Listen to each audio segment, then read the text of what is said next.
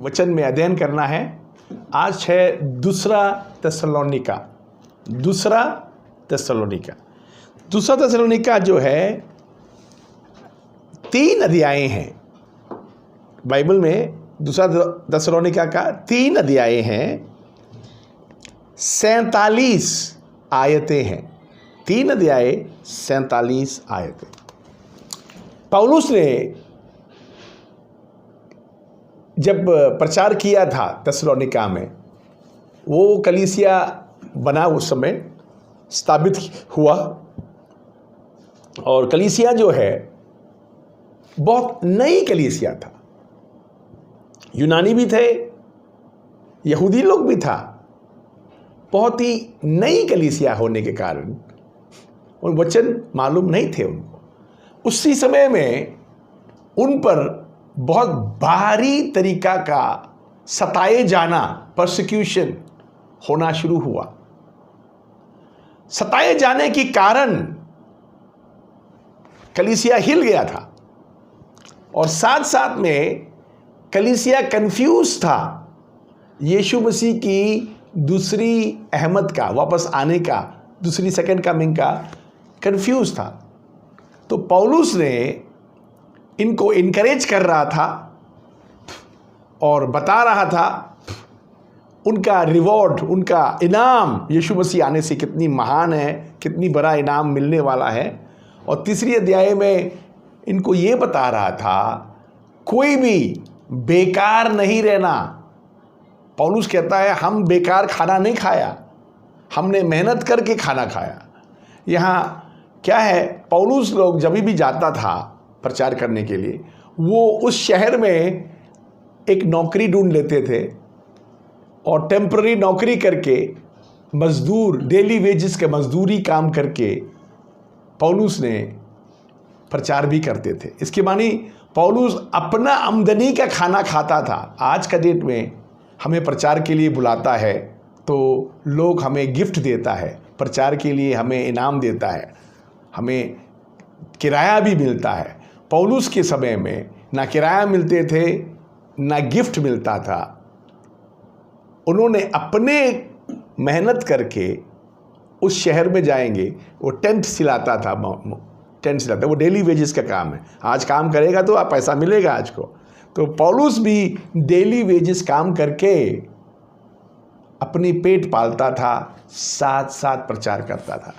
तो कलीसिया में वो ये नहीं चाहता है कोई अधूरा बैठे, कोई कलीसिया में बिना काम करे रोटी तोड़े, नहीं चाहता था।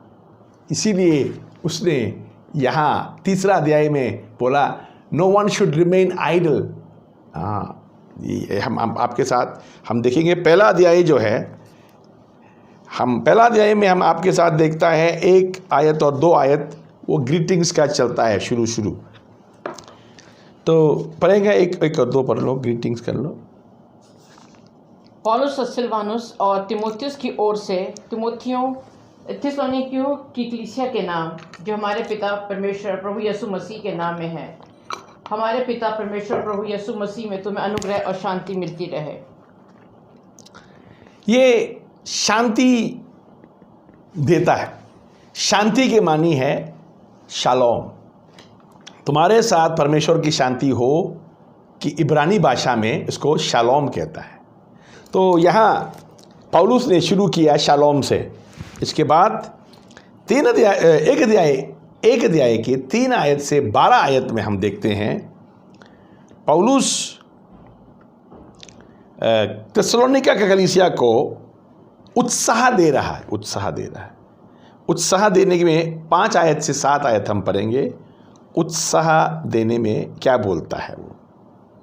ये परमेश्वर के सच्चे न्याय का स्पष्ट प्रमाण है कि तुम परमेश्वर के राज्य के योग्य ठहरो, जिसके लिए तुम दुख भी उठाते हो। क्योंकि परमेश्वर के निकट ये न्याय है कि जो तुम्हें क्लेश देते हैं उन्हें बदले में क्लेश दें, और तुम जो क्लेश पाते हो तुम्हारे साथ चैन दे, उस समय जबकि प्रभु यीशु अपने समर्थ दूतों के साथ धधकती हुई आग में स्वर्ग से प्रकट होगा।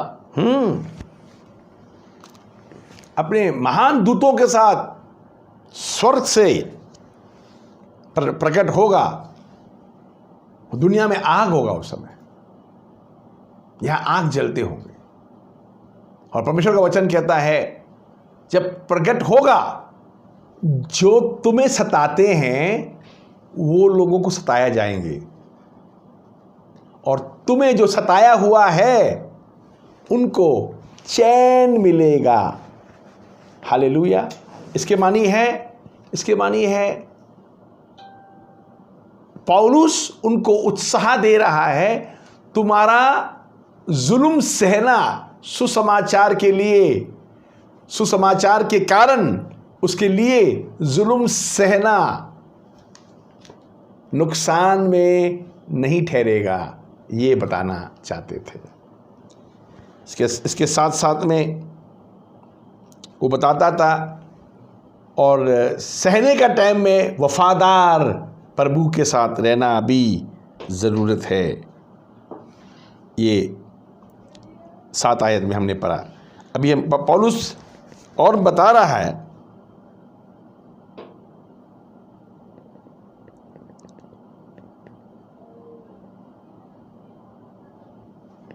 यीशु मसीह अब तक क्यों नहीं आया, यहां बताता है।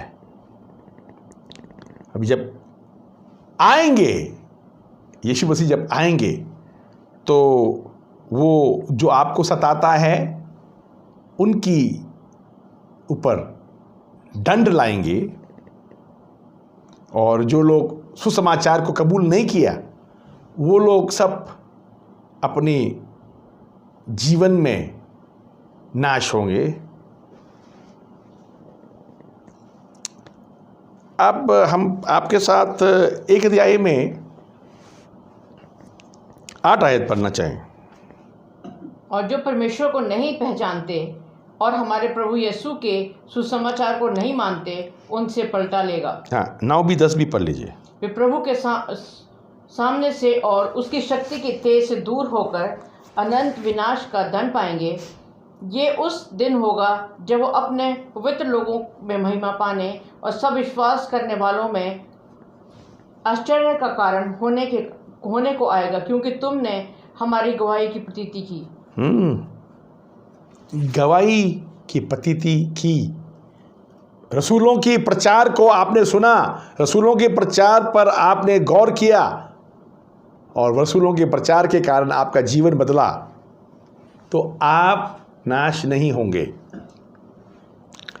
इसके बाद हम 2 अध्याय में देखता है, 2 अध्याय में उनको, थिस्सलुनीका के कलीसिया को आश्वासन, एश्योरेंस, हिंदी में एश्योरेंस को बुलाता है आश्वासन, आश्वासन दे रहा है। कैसे? हम पढ़ेंगे आपके साथ 2 अध्याय की 15 आयत पढ़ेंगे।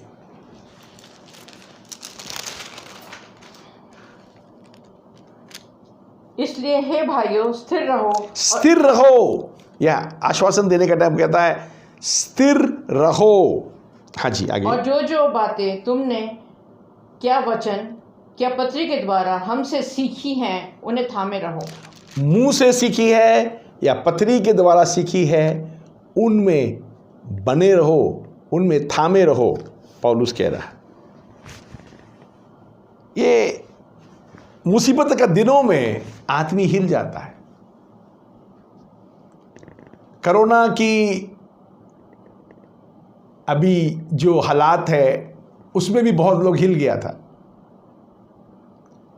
और सताए जाने में भी लोग हिल जाता है। मगर पौलुस कहता है स्थिर रहो, स्थिर रहो, स्टैंड फर्म, स्टैंड फर्म, स्थिर रहो। क्यों स्थिर रहना चाहिए? इसीलिए स्थिर रहना चाहिए क्योंकि तुम्हारा इनाम बहुत बड़ा है। ये यहाँ बताता है, यहाँ 2 अध्याय में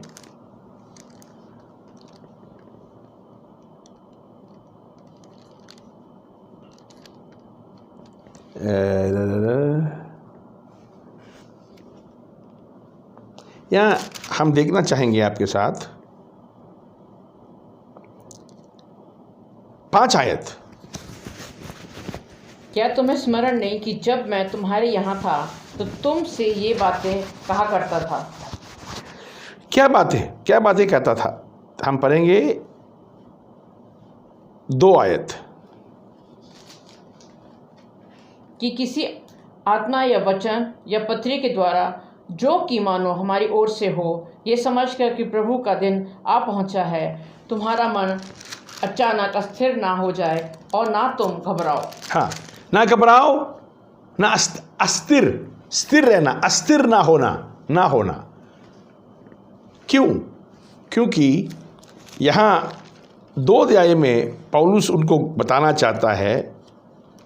10 आयत। और नाश होने वालों के लिए अधर्मी के सब प्रकार के धोखों के साथ होगा, क्योंकि उन्होंने सत्य के प्रेम को ग्रहण नहीं किया जिससे उसका उद्धार होगा। बाइबल कहता है ये अधर्मी, जिसको हम कहता है एंटी क्राइस्ट, मसीही विरोधी, यीशु मसीह की विरोधी एंटी क्राइस्ट जब आएंगे, उसको शैतान लाएंगे। ऐसा नहीं आता, वो उसको शैतान बनाएंगे, एक सामर्थी शक्ति, चिन्ह और चमत्कार भी दिखाएंगे। बाइबल में लिखा है, हम पढ़ेंगे आपके साथ। वो जब आएंगे,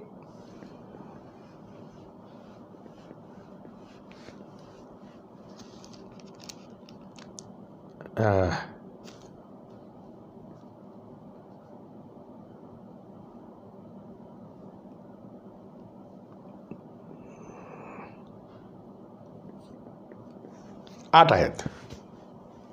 तब वो अधर्मी प्रकट होगा जिसे प्रभु यीशु अपनी मुंह की फूंक से मार लेगा और अपने आगमन के तेज से भस्म करेगा। बोलता है वो अधर्मी प्रकट होगा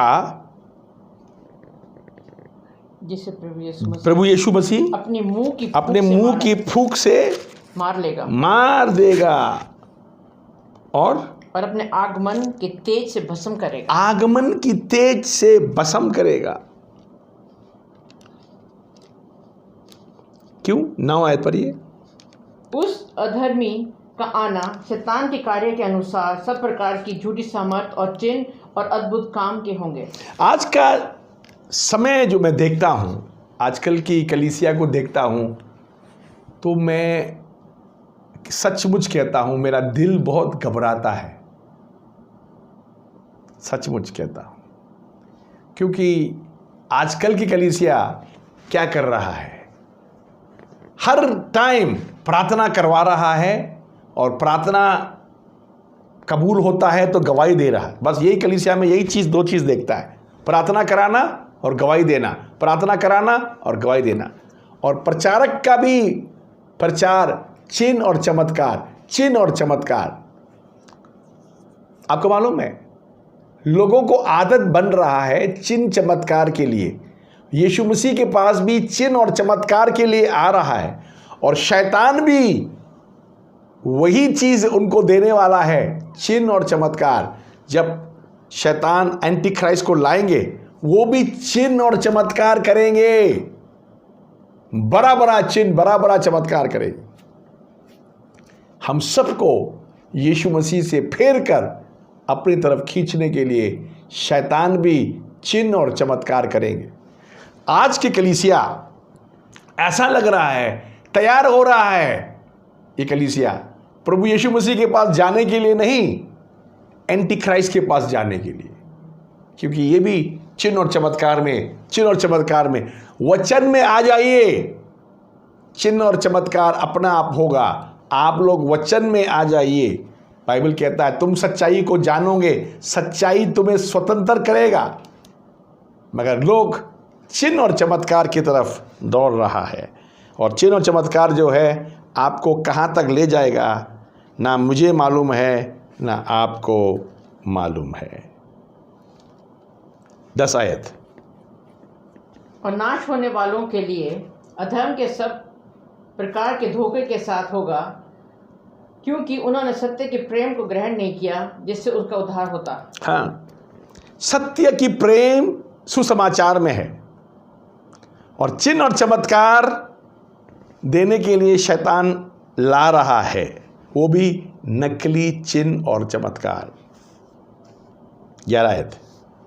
और इसी कारण परमेश्वर ने उनमें एक भटका देने वाली सामर्थ को भेजेगा ताकि वे झूठ की प्रतीति करें। झूठ के प्रतीति करने को आ रहा है। हाँ, 12 भी पढ़ लीजिए। और जितने लोग सत्य की प्रतीति नहीं करते वरन अधर्म से प्रसन्न होते हैं, सब दंड पाएंगे। अधर्म से प्रसन्न होगा और वहां गुमराह बन जाएंगे, परमेश्वर का वचन कहता है। तो दूसरा थिस्सलुनीका में पौलुस बता रहा है, भाई तुम लोग जो कर रहा है, तुम्हें मालूम नहीं तुम लोग कहां जाने वाला है। सत्य के वचन को कबूल करो। 3 अध्याय में हम जब जाएंगे, 3 अध्याय में हम आपके साथ ये देखना चाहेंगे। 3 अध्याय में पौलुस कलीसिया को, थिस्सलुनीका कलीसिया को हुक्म दे रहा है, कमांडमेंट है। ये कमांडमेंट क्या, किसकी कमांडमेंट है? 6 से 9 पढ़ेंगे तो हम समझ में आएंगे। हे भाइयों, हम तुम्हें अपने प्रभु यीशु मसीह के नाम से आज्ञा देते हैं कि हर एक ऐसे भाई से अलग रहो जो अनुचित चाल चलन और जो शिक्षा उसने हमसे पाई उसके अनुसार नहीं करता, क्योंकि तुम आप जानते हो कि किस रीति से हमारी सी चाल चलनी चाहिए, क्योंकि हम तुम्हारे बीच में अनुचित चाल ना चले और किसी की रोटी सेत मेत ना खाई, पर परिश्रम और कष्ट से रात दिन काम धंधा करते थे कि तुम में से किसी पर भार ना हो। ये नहीं कि हमें अधिकार नहीं, पर इसलिए कि अपने आप को तुम्हारे लिए आदर्श ठहराएं कि तुम हमारी सी चाल चलो। किसी घर में भी पौलुस ने मुफ्त का रोटी नहीं तोड़ा। इसके मानी अपनी मेहनत करके पैसा जो कमाता है, उसी पैसों से पौलुस खाना खाते थे। पौलुस खाना उसी पैसों से खाते थे। डेली वेजेस, दिन दिन की मजदूरी कमाते थे टेंट सीने के काम से, उसी से वो खाना भी खाते थे। हमें शर्म आता है कभी कभी, हम लोग कलीसिया पर भरोसा करके जीवन जी रहा है। पौलुस ऐसा नहीं था। पौलुस अपने काम करते थे, अपनी कमाई से खाना खाते थे। Hallelujah, hallelujah. अभी यहाँ 6 आयत में, 3 अध्याय के 6 आयत में पौलुस कहता है, तुम्हारे को प्रभु यीशु मसीह के नाम से विनती करता हूं, जो विश्वासी, हाँ 3:6, हे भाइयों, हम तुमसे अपने प्रभु यीशु मसीह के नाम से आगे देते हैं कि हर एक ऐसे भाई से अलग रहो, हर एक ऐसा भाई से अलग रहो जो अनुचित चाल चलता है। अनुचित चाल चलता है। अनुचित क्या चाल क्या है? किसको अनुचित चाल बोलता है? आगे पढ़िए। और जो शिक्षा उसने हमसे पाई उसके अनुसार नहीं करता। जो शिक्षा हमने दिया है, 2 प्रकार का शिक्षा दिया है। एक शिक्षा खतों में लिख के दिया है, दूसरा शिक्षा शब्दों से और चाल चलन से प्रचार किया है। पौलुस ने जब शब्द से बोला, मुंह से बोला, हे कलीसिया में कोई भी फालतू नहीं रहना, सबको काम करना है। इसके मानी कोई बैठ के नहीं खाएंगे रोटी, कोई रोटी बैठ के नहीं तोड़ेंगे, सब लोग काम करेंगे, मजदूरी से खाना खाएंगे, अपने मजदूरी में खाना खाएंगे। इसके मानी कलीसिया पर बोझ नहीं बनना है। हालेलुया, कितनी मज़ेदार बात है। तो बोलता मेरे देखो, बोलता हमें देखो, हम जब आया था तुम्हारे पास अपने काम करके खाते थे, हैं? तो बिना काम करे रोटी मत तोड़ना। हाँ, इसके बाद 7 आयत, क्योंकि तुम आप जानते हो कि किस रीति से हमारी सी चाल चलनी चाहिए, क्योंकि हम तुम्हारे बीच में अनुचित चाल ना चले। हालेलुया। हमारे ही चाल चलना चाहिए। हालेलुया। हालेलुया। यहाँ आपके साथ मैं देखना चाहता हूँ पहला थिस्सलुनीका 5:12।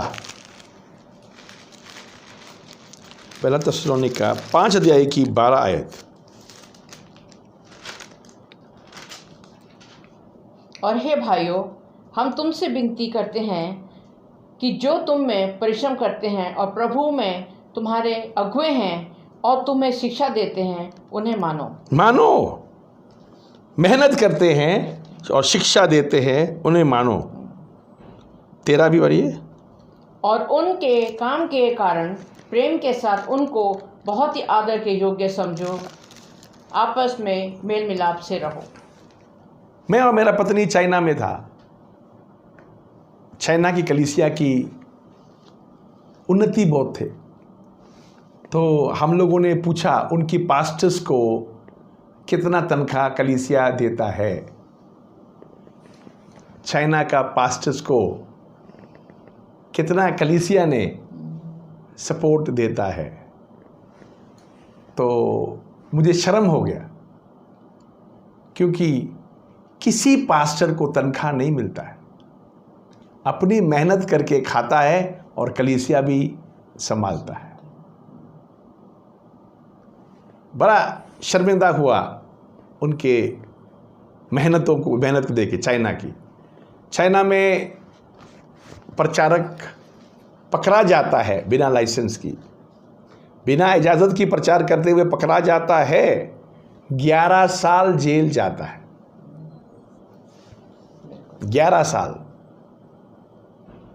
और हम लोग जैसे बाहर के लोग पकड़ा जाता है तो कुछ महीना जेल में रखता है, उसके बाद डिपोर्ट कर देता है। बहुत ही दुख की बात है। आज कलीसियाओं में हम लोग पूरा इंजॉयमेंट कर रहा है। 10वां चंदा हम सब खर्च कर रहा है, मगर हद तक ठीक है। लग्जरी में आ जाता है तो सोचना चाहिए, ये शर्मिंदगी के बात है। अभी 3री अध्याय में कमांडमेंट दे रहा है, कोई आइडल ना रहे, कोई फालतू ना रहे।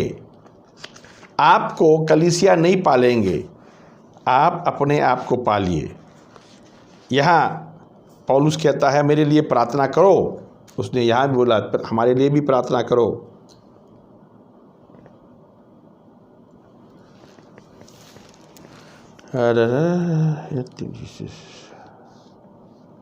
यहाँ एक 10 आयत में एक शार्प कमांडमेंट, एक जोरदार नियम दिया है। पढ़ेंगे 10 आयत। और जब हम तुम्हारे यहाँ थे तब भी ये आज्ञा तुम्हें देते थे कि यदि कोई काम करना ना चाहे तो खाना भी ना पाए। कोई काम करना ना चाहे तो खाना भी मत खाए। बहुत आदमी लोग घर बैठ के पत्नी की कमाई खा रहा है, इससे बड़ा शर्म की बात कुछ नहीं है। आदमी को कभी पत्नी की कमाई खाने वाला ना हो, बहुत ज़रूरत है।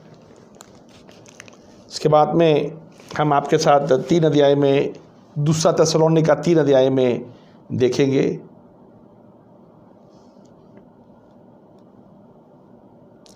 ग्यारह आयत। हम सुनते हैं कि कितने लोग तुम्हारे बीच में अनुचित चाल चलते हैं और कुछ काम नहीं करते, पर औरों के काम में हाथ डाला करते हैं। हाँ, जो लोग कोई काम नहीं करता है वो यहाँ वहाँ चुगली खाता है, इनके बारी में उनके बारी में, दूसरों की मामलाओं में वो घुस जाता है, क्योंकि उनके पास कोई काम है ही नहीं। पौलुस बोलता नहीं नहीं नहीं नहीं नहीं, तुम काम नहीं करेंगे तो दूसरों के काम में तुम दाखिल देंगे। You will become a busy body in others matter, दूसरों की कामों में। यहाँ मेरे बाइबल में बहुत अच्छा लिखा है, they are not busy, they are busy bodies.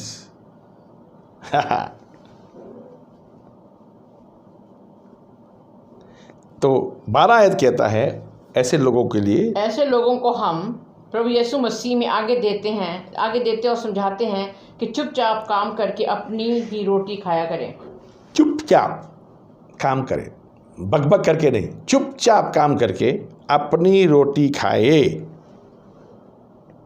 आगे, और तुम हे भाइयों भलाई करने में हियाब ना छोड़ो। है भाइयों बहनों, हियाब मत छोड़ो अच्छा काम करने के लिए। अच्छा 14 आयत, यदि कोई हमारी इस पत्री की बात को ना माने तो उस पर दृष्टि रखो कि उसकी संगति ना करो जिससे वो लज्जित हो। हाँ, बोला मत करो संगति। जो लोग काम नहीं करता है, यहाँ वहाँ इन्वॉल्व हो जाता है, नहीं करो उनके साथ, संगति भी मत करो। तो परमेश्वर की ये 3 अध्यायों में दूसरा थिस्सलुनीका 3 अध्यायों में पौलुस ने पहला अध्याय में इनकरेज किया, दूसरा अध्याय में बताया प्रभु का दिन आ चुका है, और तीसरा अध्याय में ये बताया कोई फालतू ना रहे। तो पौलुस छोटी खत लिखी है।